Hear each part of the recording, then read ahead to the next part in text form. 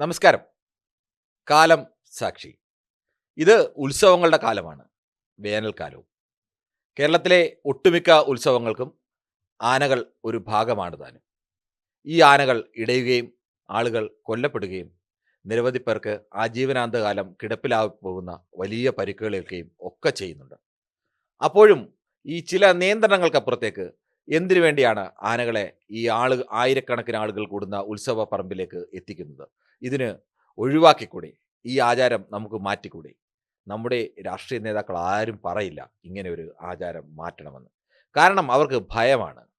അവർ ഭയപ്പെടുന്നത് ഇത് ഏതെങ്കിലും തരത്തിൽ വർഗീയമായി ചിന്തയ്ക്ക് കാരണമാകുമോ, അങ്ങനെ വന്നാൽ തങ്ങളുടെ വോട്ട് ബാങ്കിനെ അത് ബാധിക്കുമോ എന്നൊക്കെയാണ്. അല്ലാതെ കേരളത്തിലെ പൊതുജനങ്ങൾക്കിടയിൽ വലിയൊരു ജനകീയ അഭിപ്രായ സർവേ ഒന്നും എടുത്തിട്ടല്ല അവർ തീരുമാനമെടുക്കുന്നത്. ഒരു വിഭാഗം ആളുകൾ എതിർത്താൽ ഇത് വലിയ പ്രശ്നമാകും എന്നുള്ളത് കൊണ്ട് തന്നെ അവർ വോട്ട് ബാങ്കിനെ ഭയന്നുകൊണ്ട് അത്തരം തീരുമാനങ്ങളിൽ നിന്ന് മാറി നിൽക്കും. ഇത് ഏതെങ്കിലും ഒരു രാഷ്ട്രീയ പാർട്ടിയുടെയോ ഒരു രാഷ്ട്രീയ പാർട്ടി നേതാക്കളുടെയും മാത്രം പ്രശ്നമല്ല. കേരളത്തിലെ പ്രധാനപ്പെട്ട പല പാർട്ടി നേതാക്കളുടെയും ഒക്കെ പ്രശ്നമാണ്. പക്ഷേ മുമ്പ് നമ്മുടെ നേതാക്കൾ ഇങ്ങനെ അല്ലായിരുന്നു എന്നത് കൂടി ഓർക്കണം. ഇനി ഈ ആനയെ കൊണ്ടുവരുന്ന ആചാരം, ആ ആചാരം മാറ്റാൻ കഴിയാത്തതാണോ? അങ്ങനെ ഒരു പരിശോധന വേണോ? അങ്ങനെയാണ് നമ്മൾ കാലം സാക്ഷി പരിശോധിക്കുന്നത്. ഇന്ത്യയിലെ തന്നെ ഏറ്റവും വലിയ മതപരമായ ഒത്തുചേരലാണ് കുംഭമേള. ഇപ്പോൾ പ്രയാഗ്രാജിൽ കുംഭമേള കഴിഞ്ഞതേ ഉള്ളൂ. മുമ്പ് അലഹബാദ് എന്ന് പറയുന്ന നഗരത്തിൽ ഗംഗയും യമുനയും അദൃശ്യമായി ഒഴുകുന്നുവെന്ന് വിശ്വാസികൾ കരുതുന്ന സരസ്വതിയും ചേരുന്ന സംഗമ ഭൂമിയിലാണ് ഈ കുംഭമേള നടക്കുന്നത്. 12 വർഷത്തിലൊരിക്കലാണ് മഹാകുംഭമേള. 4 കുംഭമേളകൾ നടക്കുന്നതിൽ മഹാകുംഭമേള പ്രയാഗിലെ കുംഭമേളയാണ്. ഈ കുംഭമേളയിൽ ഇന്ത്യയിലെ ഒട്ടുമിക്ക ആശ്രമങ്ങളുടെയും അധിപന്മാരെത്തുന്നു. പ്രധാനമായും 13 അഖാഡകൾ. ഈ 13 അഖാഡകളുടെയും തലവന്മാരുടെ നേതൃത്വത്തിൽ, അല്ലെങ്കിൽ അവരുടെ പ്രതിനിധികളുടെ നേതൃത്വത്തിൽ ഒരു അഖാഡ പരിഷത്തുണ്ട്. ഈ അഖാഡ പരിഷത്താണ് കുംഭമേളയെ എങ്ങനെ നടത്തണം എന്നുള്ള തീരുമാനങ്ങളെല്ലാം എടുക്കുകയും അതിൻ്റെ എല്ലാ അധികാരവും അവർക്കാണ് ഉണ്ടായിരിക്കുന്നത്. അങ്ങനെ പൊതു രാഷ്ട്രീയം നമ്മൾ കരുതുന്നത് പോലെ മറ്റ് രാഷ്ട്രീയ പാർട്ടികളുമായോ അല്ലെങ്കിൽ അത്തരം രാഷ്ട്രീയ ആശയങ്ങളുമായിട്ടോ ഒന്നും ബന്ധപ്പെടുന്നവരല്ല ഈ ഭൂരിപക്ഷം അഖാഡകളുടെയും തലവന്മാർ. ഈ കുംഭമേള നടത്തുമ്പോൾ മുമ്പ് കുംഭമേളയുടെ ഏറ്റവും പ്രധാനപ്പെട്ട ചടങ്ങ് ഷാഹി സ്നാൻ, രാജകീയ സ്നാനം എന്നാണ് പറയുന്നത്. ആ ദിവസത്തെ കുളിക്ക് ത്രിവേണി സംഗമത്തിൽ മുങ്ങിക്കുളിക്കുന്നതിനെ ഷാഹി സ്നാനം എന്നാണ് പറയുന്നത്. അത് ആ ദിവസമാണ് ഏറ്റവും കൂടുതൽ ആളുകൾ എത്തുകയും ഒക്കെ ചെയ്യുന്നത്. ലോകത്ത് തന്നെ ഏറ്റവും കൂടുതൽ ആളുകൾ ഒത്തുചേരുന്ന ദിവസം എന്നൊക്കെയാണ്. ഇത് കൃത്യമായ കണക്കുണ്ടോ എന്നുള്ളതൊക്കെ വേറെ കാര്യം. പക്ഷേ അങ്ങനെയാണ്. എന്തായാലും അത്രത്തോളം ആളുകൾ എത്തിച്ചേരാറുണ്ട്. 3 കോടിയോളം ആളുകൾ ആ ദിവസം തന്നെ എത്തുന്നു എന്നൊക്കെയാണ് അവകാശപ്പെടുന്നത്. എന്തായാലും ഒരുപാട് ആളുകളാണ് എത്തുന്നത്. ഈ സ്ഥലത്താണ് ഈ ഷാഹി സ്നാനം നടക്കുന്ന ദിവസങ്ങളിൽ, അത് ഷാഹി എന്ന് പേര് പറഞ്ഞ രാജകീയം എന്ന് പറയുന്നത്, രാജകീയമായിട്ടാണ് വെളുപ്പാങ്കാലത്ത് ഘോഷയാത്ര നടക്കുന്നത്. ഈ ഘോഷയാത്ര ഒടുവിൽ ചെന്നാണ് ഈ സ്നാന ഘട്ടങ്ങളിലേക്ക് ഈ ഇറങ്ങുന്നത്. ഘോഷയാത്രയ്ക്ക് വരുന്നത് ഓരോ ആശ്രമങ്ങളുടെയും അഖാഡകളുടെ തലവന്മാർ. ആ തലവന്മാർ ഓരോ ആശ്രമത്തിനും, ഈ അഖാഡകൾക്കും കീഴിൽ വരുന്ന 100 കണക്കിന് ആശ്രമങ്ങൾ. ഈ ആശ്രമങ്ങളുടെയൊക്കെ തലവന്മാരെല്ലാവരും ആനപ്പുറത്താണ് എഴുന്നള്ളുന്നത്. ആനപ്പുറത്തെന്ന് പറഞ്ഞാൽ അത് വെഞ്ചാമരമൊക്കെ വീശി അനുചരന്മാർ കൂടെയുണ്ടാവും. വലിയ അലങ്കാരങ്ങളോടുകൂടി, എത്രയൊക്കെ അലങ്കാരങ്ങളുണ്ടാകുമോ ആ അലങ്കാരങ്ങളെല്ലാം ഉണ്ട്. വാദ്യമേളങ്ങളുണ്ട്. അങ്ങനെ ഏതെല്ലാം ഉത്സവാഘോഷങ്ങളെ ഭാഗമാക്കാമോ ഓരോ ആശ്രമത്തിൻ്റെയും പൊലിമ അനുസരിച്ച്, അല്ലെങ്കിൽ അവരുടെ സാമ്പത്തിക ശേഷിയും ആൾശേഷിയും ഒക്കെ അനുസരിച്ച് അത് വ്യത്യസ്തമായ രീതികളിലൊക്കെ ആയിരിക്കും. ഇതിൽ പങ്കെടുക്കുന്നത് ഈ അത്യാഡംബരങ്ങൾ ജീവിക്കുന്ന സന്യാസി ശ്രേഷ്ഠന്മാർ മാത്രമല്ല, കാടുകളിലും അതോടൊപ്പം തന്നെ ഈ ഗുഹാന്തർ ഭാഗങ്ങളിലൊക്കെ ജീവിതകാലം മുഴുവൻ ചെലവഴിക്കുന്ന സന്യാസികളുമുണ്ട്. അവർ ഈ കുംഭമേളയ്ക്ക് വേണ്ടി മാത്രം നാട്ടിലേക്ക് ഇറങ്ങുന്ന സന്യാസികളടക്കം ഇതിലുണ്ട്. അങ്ങനെ വ്യത്യസ്തമായ തരം സന്യാസികളുണ്ട്. നമ്മൾ കാണുന്നത് പോലെ സന്യാസത്തെ സർവ്വസംഘ പരിത്യാഗികളായ സന്യാസികൾ മുതൽ വ്യാജ സന്യാസിമാർ വരെ, അങ്ങനെ പലരും ഇതിലെല്ലാം പങ്കെടുക്കുന്നുണ്ട്. എന്തെങ്കിലും ഈ അഖാഡ പരിഷത്താണ് തീരുമാനമെടുക്കുന്നത്. അവർ ഒരു സുപ്രധാനമായ തീരുമാനം 1989 ഈ കുംഭമേളയ്ക്ക് മുമ്പെടുത്തു. കുംഭമേളയിൽ അതുവരെ ഉണ്ടായിരുന്നത് ആചാരപരമായി ഈ സന്യാസി ശ്രേഷ്ഠന്മാർ എഴുന്നള്ളിയിരുന്നത് ആനപ്പുറത്തായിരുന്നു. നെറ്റിപ്പട്ടമൊക്കെ കെട്ടി അലങ്കരിച്ച് ആനയുടെ പുറത്തായിരുന്നു എഴുന്നള്ളിയിരുന്നത്. ആ പതിവ് നിർത്താം. കാരണം ആയിരക്കണക്കിന് ലക്ഷക്കണക്കിന് ആളുകൾ ഒത്തുകൂടുന്ന ഒരു സ്ഥലമാണ്. അവിടെ വെച്ച് ഈ ആൾക്കൂട്ടത്തിന് നടുവിലൂടെയാണ് ഈ ഘോഷയാത്ര കടന്നു പോകുന്നത്. ആ കടന്നു പോകുന്ന സമയത്ത് ഒരാന ഇടഞ്ഞാൽ ഉണ്ടാകാവുന്ന അപകടം എത്രത്തോളം വലുതാണ്. എത്രയോ മനുഷ്യരുടെ ജീവൻ നഷ്ടപ്പെട്ടു പോകാം. തിക്കിലും തിരക്കിലും അതിലധികം പേരുടെ ജീവൻ നഷ്ടപ്പെട്ടു പോകാം. എത്രയോ പേര് പരിക്കേൽക്കാം. ഈ അപകടമൊക്കെ മുന്നിൽ കണ്ട് അവർ ഒരു തീരുമാനമെടുത്തു. 1989 നടത്താൻ പോകുന്ന കുംഭമേള മുതൽ ഇനി ആനപ്പുറത്തുള്ള എഴുന്നള്ളത്ത് വേണ്ട. അതിനു പകരം ട്രാക്ടറോ ലോറിയോ മറ്റ് വാഹനങ്ങൾ, ഏതെങ്കിലുമുള്ള വാഹനം ഉപയോഗിക്കാം. ആ വാഹനത്തെ അലങ്കരിച്ച് അതിന് മുകളിൽ ഈ സ്വർണ്ണ നിറത്തിലുള്ള സിംഹാസനമൊക്കെ ഇട്ട് പഴയ പോലെ തന്നെ വെഞ്ചാമരവും മറ്റ് അലങ്കാര വസ്തുക്കളും ഒക്കെ ഒരുക്കി അതിന് മുകളിൽ എഴുന്നള്ളത്താകാമെന്ന്. അത് മനുഷ്യരോട് ആനയോടുള്ള സ്നേഹം മാത്രമല്ല ആ മനുഷ്യർ കണ്ടത്, അല്ലെങ്കിൽ ആ അഖാഡകളുടെ തലവന്മാർ, അഖാഡ പരിഷത്ത് കണ്ടത് ആന എന്ന് പറയുന്ന സാധു വന്യമൃഗത്തോടുള്ള സ്നേഹം കൂടിയാണ്. അത് ജീവിക്കുന്ന അതിൻ്റെ പരിസരത്ത് നിന്ന് അതിനെ നാട്ടിൽ കൊണ്ടുവന്ന് കൊടും പീഡനത്തിനും മർദ്ദിച്ച് ഇരയാക്കി അതിനെ ചട്ടം പഠിപ്പിച്ച് അതിനെ നാല് കാലുമൊക്കെ ബന്ധിച്ച് അതിനെ അതിക്രൂരമായി കൊണ്ടു നടന്നിട്ട് അതിനെ പീഡിപ്പിക്കുന്ന ആ മൃഗത്തോടുള്ള ഒരു കനിവ് കൂടിയാണ്, അല്ലെങ്കിൽ ആ മൃഗത്തെ കൂടി പരിഗണിച്ചാണ് അങ്ങനെ ഒരു തീരുമാനമെടുത്തത്. നമ്മൾ ഓർക്കണം, പാരമ്പര്യത്തിൽ അണുവിട വിട്ടുവീഴ്ച ചെയ്യില്ല എന്നൊക്കെ കരുതുന്ന, അല്ലെങ്കിൽ ആചാരപരമായ കാര്യങ്ങളിലൊക്കെ വലിയ കാർക്കശ്യമുള്ള, ഇന്ത്യയിലെ തന്നെ മതപരമായ വിഷയത്തിൽ ഏറ്റവും ആധികാരികമായി പറയാൻ കഴിയുന്ന സന്യാസി വര്യന്മാരാണ് കൂടിയിരുന്ന് തീരുമാനമെടുത്തത്. ഇനി നമുക്ക് ആനകൾ വേണ്ട എന്നുള്ള തീരുമാനമെടുത്തു. അപ്പോൾ ആചാരം മാറ്റുന്നതിന് യാതൊരു പ്രയാസവുമില്ല. ഈ ആചാരമല്ല, ലോകത്തെ സർവ്വ ആചാരങ്ങളും, അത് ഏത് മതത്തിൻ്റെ ആചാരമായിക്കോട്ടെ, അത്തരം ആചാരങ്ങളെല്ലാം തന്നെ മാറിയിട്ടുണ്ട്. മാറാത്ത കാര്യമായ ആചാരങ്ങളൊന്നുമില്ല. ഏതെങ്കിലുമൊക്കെ തരത്തിൽ മാറ്റങ്ങൾ ഈ എല്ലാ ആചാരങ്ങൾക്കും വന്നിട്ടുണ്ട് എന്നതുകൂടി ആർക്കണം.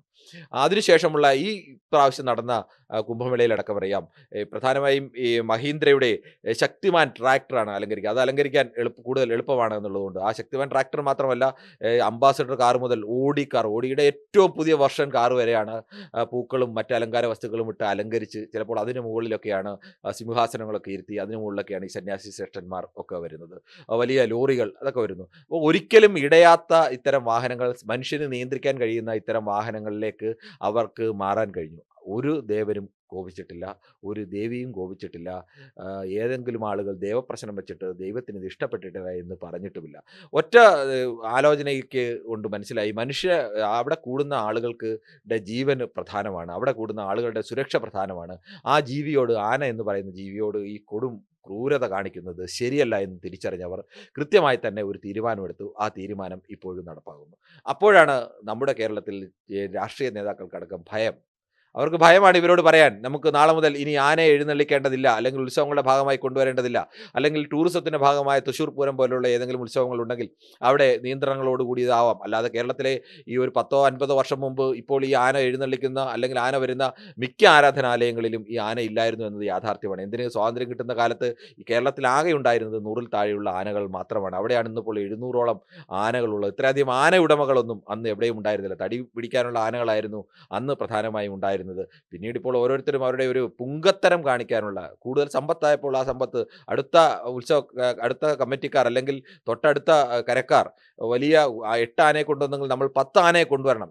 അത്തരത്തിൽ മത്സരമാണ്. അവർ കൊണ്ടുവന്ന ആനയ്ക്ക് പേര് പോരാങ്കിൽ അതിനേക്കാൾ പെരുമയുള്ള ആനയെ തന്നെ ഇവിടുന്ന് കൊണ്ടുവരണം. അതിന് എത്ര ദൂരെ നിന്ന് കൊണ്ടുവന്നാലും വേണ്ടിയില്ല, എത്ര നാൾ മുമ്പ് ബുക്ക് ചെയ്ത് കൊണ്ടുവന്നാലും വേണ്ടിയില്ല. ആ ആനകൾക്കൊക്കെ വേണ്ടി ക്ലബ്ബുകൾ, അല്ലെങ്കിൽ ആന ഫാൻസ് അസോസിയേഷൻ വരുന്നു. അവരുടെ നേതൃത്വത്തിൽ പ്രത്യേക സംഘമൊക്കെ.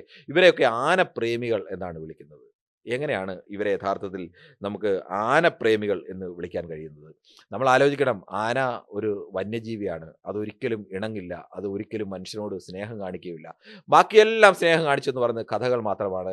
ആന എന്ന് പറയുന്ന വന്യജീവിക്ക് അടിസ്ഥാനപരമായിട്ടുള്ളത് വന്യതയാണ്, ആ വന്യ സ്വഭാവമാണുള്ളത്. അതിനെ മാസങ്ങളോളം, കാട്ടിൽ നിന്ന് വരുന്ന ആനയെ ഏതെങ്കിലും മാർഗത്തിൽ പിടിച്ച ആന, ചതിയിൽപ്പെടുത്തി പിടിച്ച ആനയോ, അല്ലെങ്കിൽ നാട്ടിൽ ഇറങ്ങിയപ്പോൾ പിടിച്ച ആനയോ ഒക്കെയാണ് ഇങ്ങനെ നമ്മൾ ഈ കൊണ്ടുവന്ന് നാട്ടിൽ വളർത്തുന്നതെന്ന് ആലോചിക്കണം. അല്ലാതെ നാട്ടിൽ ഈ മഹാഭൂരിപക്ഷം ആനകളും അങ്ങനെ വന്ന ആനകൾ തന്നെയാണ്. ഈ ആനകളെ മാസങ്ങളോളം ചങ്ങലക്കിട്ട് പൂട്ടിയും അതിന് ശരിയായ രീതിയിൽ ഭക്ഷണം കൊടുക്കാതെയും അതിനെ ക്രൂരമായി മർദ്ദിച്ചുമൊക്കെയാണ് അതിനെ ഈ ചട്ടം പഠിപ്പിക്കുന്നത്. അല്ലാതെ ആനയെ ഒരു ദിവസം കൊണ്ട് സ്നേഹം കൊടുത്ത് ആനയെ ഇങ്ങോട്ട് ഇടത്തോട്ട് നടക്കൂ വലത്തോട്ട് നടക്കൂ എന്നൊന്നും പറഞ്ഞ് ആനയെ പഠിപ്പിക്കുന്നതല്ല, ആനയെ പീഡിപ്പിച്ച് പഠിപ്പിക്കുന്നതാണ്. ആന എത്ര കാലം കഴിഞ്ഞാലും, ഈ ഇണങ്ങി എന്നൊക്കെ പറയുന്ന ആനകൾ എത്ര കാലം കഴിഞ്ഞാലും ചങ്ങലക്കിട്ടല്ലാതെ നടത്താൻ കഴിയില്ല.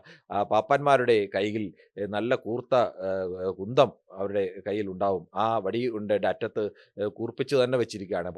ആനയുടെ കാലിൽ, മിക്ക ആനകളുടെയും കാലിൽ ഒരു ചെറിയ മുറിവ്, ഒരിക്കലും ഉണങ്ങാത്ത ഒരു മുറിവും കാണും. ആ മുറിവിൽ കുത്തിയാണ് അതിനെ നിരന്തരം മുറിവിപ്പിക്കുന്നത്.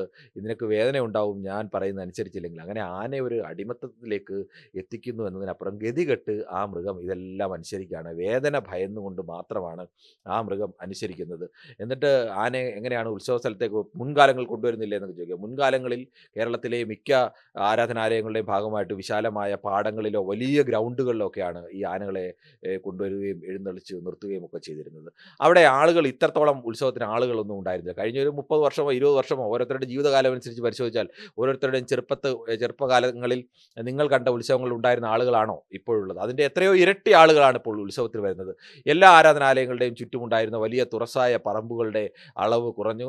അതിന് പരമാവധി കുറഞ്ഞു. ചെറിയ സ്ഥലത്താണ് മിക്ക സ്ഥലങ്ങളിലും ഇതൊക്കെ നടക്കുന്നത്. കഴിഞ്ഞ ദിവസം തന്നെ കോഴിക്കോട് കൊയിലാണ്ടിയിലെ അവിടെ ആന ഇടഞ്ഞ് 3 പേരുടെയും മരണത്തിനിടയുണ്ടാക്കിയ സ്ഥലമൊക്കെ ആ മണക്കുളങ്ങര ക്ഷേത്രത്തിലടക്കം ഓഫീസ് കെട്ടിടത്തിന് ഇടയിലൂടെയാണ് ആന പോകുന്നത്. 2 ആനകൾ തമ്മിലൊന്ന് ഇടഞ്ഞ് പരസ്പരം കുത്തിയപ്പോഴേക്കും ഒരു ഓഫീസ് കെട്ടിടം തകർന്ന് വീഴുകയാണ്. അത്രയ്ക്കുള്ള സ്ഥലം മാത്രമേ അതിനിടയിലുള്ളൂ.